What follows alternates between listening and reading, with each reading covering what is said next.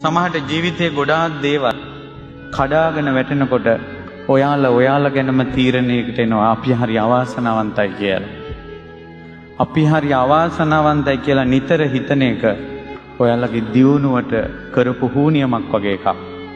ඉස්සෙල්ලාම අපිට බෑ කියන අපි අසරණයි කියන එක මට මොකුත් බෑ මට කවුරුත් උදව් කරන්නේ නැහැ කියන හුනියම තමන්ගේ හිතෙන්ම කපා ගන්න.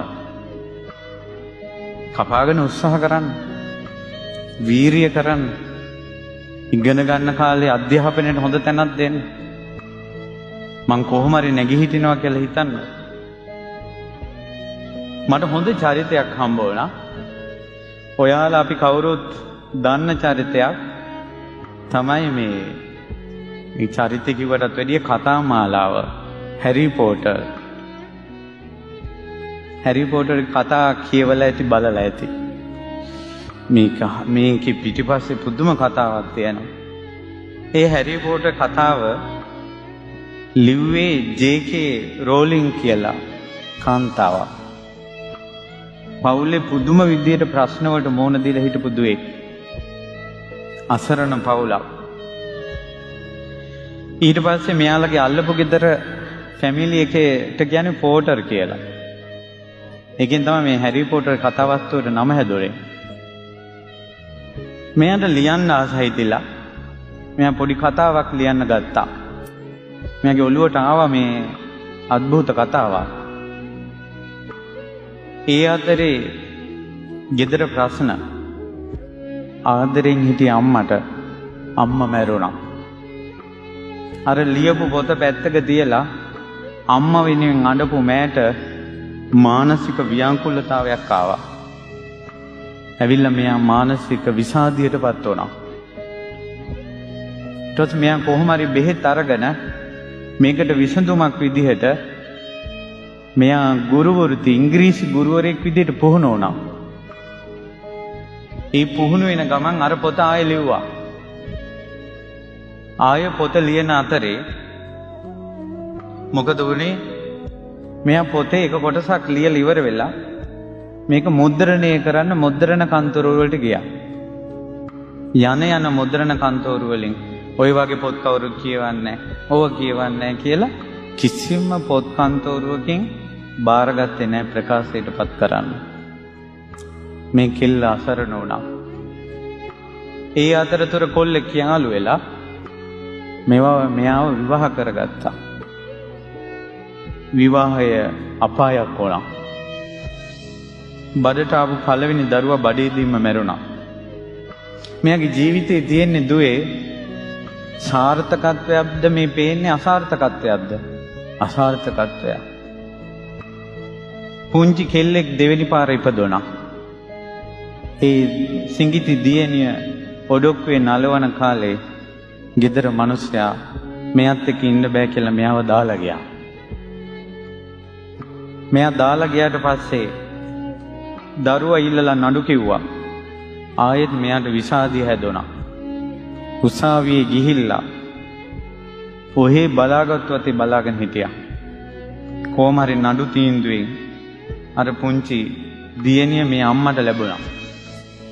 පුංචි දරුවා ඔඩොක්කුවේ තියාගෙන ආයෙත් අර ලියපු පොත අරගෙන කන්තෝරු 12කට ගිහිල්ලා තියෙනවා. කන්තෝරු 12ෙන්ම ප්‍රතික්ෂේප වුණා. ආයෙත් විෂාදිය හැදුණා. ඊට පස්සේ මෙයා මොකද කරන්නේ? අවසානයේ එක සමාගමකට ගියා. සමාගමකට ගිහිල්ලා කිව්වානේ මට මේ පොත මුද්‍රණය කරලා දෙන්න. ඔයාලගෙන් ප්‍රකාශයටපත් කරන්න. එතකොට එයා කිව්වා මෙහෙමයි. ওই පොත් හරියන්නේ නැහැ. ඔයා එහෙනම් පොඩ්ඩක් කියවන්නකෝ කිව්වා. මෙයා හැරි පොටර් කතාවේ මුල් පරිච්ඡේදය කියවන්න ගත්තා. එතකොට මේ ප්‍රකාශකගේ දුව එදා ඔෆිස් එකට ඇවිල්ලා හිටියා. චූටි දුවෙක්. අර මේ රෝලින් කියන කතාව නතර කරන්න දෙන්නේ නැතුන් අර චූටි දුව ළඟ ඉඳලා කිව්වා ඇන්ටි ආයි ඉතුරු ටිකක් කියවන්න. ඉතුරු ටිකක් කියවන්න. ඒතට තමන්ගේ දුවගේ උනන්දුව වැඩි නිසා මේ ප්‍රකාශකයා කිව්වා හරි මම ඔක මුද්‍රණය කරන්න බලන්නම්කෝ කියලා. මෙයා පොත දීලා පිටපත එළියට ආවා කියන්නේ මට ඊළඟට මම මොකද්ද දැන් මං කරන්නේ කියලා. මෙයාට ස්වර නැහැ පොත නිකුත් කරයි කියලා. දුවේ පුතේ පොත මුද්‍රණය වුණා. ඒ පොත් මුද්‍රණය වෙලා තියෙනවා මිලියන 500ක්. මිලියන 500ක පොත් ඇමරිකානු ඩොලර් මිලියන 400ක් ආදායමක් ලැබුණා. එයාට පළවෙනි මුද්‍රණයෙන්ම ඇමරිකානු ඩොලර් මිලියන 20ක ධනවත්කමක් ලැබුණා. ඊට පස්සේ හැරි පොටර් චිත්‍රපටිය හැදුවා. ඒ චිත්‍රපටයෙන් මෙයාගේ භාගය ඇමරිකානු ඩොලර් මිලියන 400 ගණක් දීලා තියෙනවා. මෙයාගේ පොත භාෂා 73කට පරිවර්තනය වුණා. මෙයා ඒ රටේ හිටපු ධනවතියක් බවට පත් වුණා. කොහොමද ජීවිතයේ අසාර්ථකත්වය හැම තැනකම ප්‍රතික්ෂේප වෙවි යද්දී ඈ යමක් කළා. ලෝකෙට සාප කරන්නේ නැතුව යමක් කළා. මානසික විසාදයෙන් ඉන්නකොට එයාට තරහ කී දෙනෙක් ඔයා මේකේ පිස්සියේ කියලා කී දෙනෙක් කියන්නේ නැතිද? ඒ පිස්සු කියපු ලෝකෙම තමන්ගේ පාළඟ වැඳ වැටෙන තැනට ඈ යමක් කළා පෑනේ. ඒ නිසා ඔයාලව ප්‍රතික්ෂේප කරන සමාජයේ, ඔයාලා දකින්නට අහක බලාගෙන යන සමාජයේ, ඔයාලා තනි කරන සමාජයේ ඔයාලා ළඟ වැඳ වැටෙනකල් දුවේ උත්සාහ කරන්න. පුතේ උත්සාහ කරන්න. ඒකට පළවෙනි අභ්‍යාසය තමයි අධ්‍යාපනය හොඳින් කරන එක. කන ගුටියෙන් නැගිටින්න. වටෙන වැටෙන මේ වලෙන් නැගිටින්න. තමන් මොහොන දෙන ප්‍රශ්නේම අභියෝගයක් කරගන්න. මං කොහොම හරි ගොඩ යනවා කියලා. අතාරින්න එපා. සියදිවි නසා ගන්න එපා.